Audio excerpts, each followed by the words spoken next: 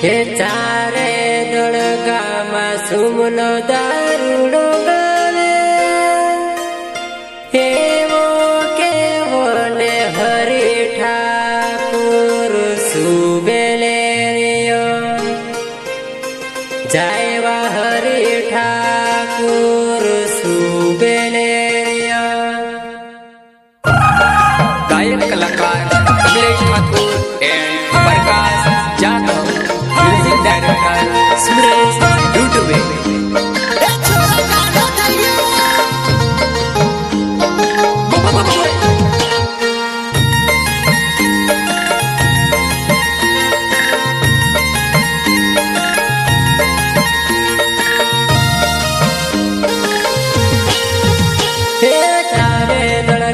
सुमन दारूडो गायो एवो केवो ने हरि ठाकुर सुबेलेरिया जायवा हरि ठाकुर सुबेलेरिया।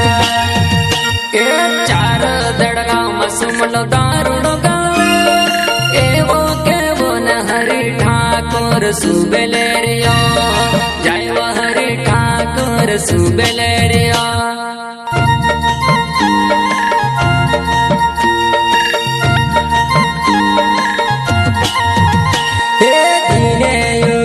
सुमलो दारूडो गायो एवो केवो ने हरि ठाकुर सुबेलेरिया जायवा हरि ठाकुर सुबेलेरिया।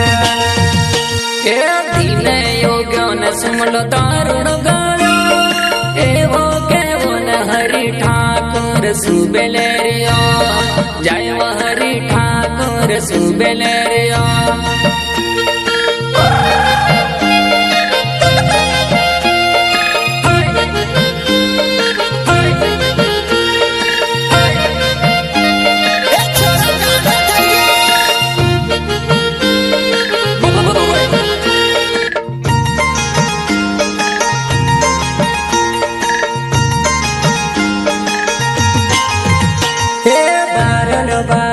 सुमलो दारूडो गायो एवो केवो ने हरि ठाकुर सुबेलेरिया जायवा हरि ठाकुर सुबेलेरिया।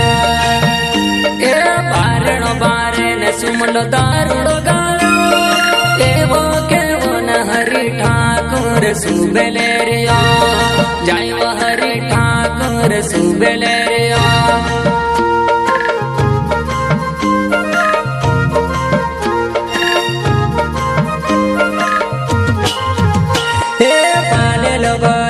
सुमलो दारूडो गायो एवो केवो ने हरि ठाकुर सुबेलेरिया जायवा हरि ठाकुर सुबेलेरिया।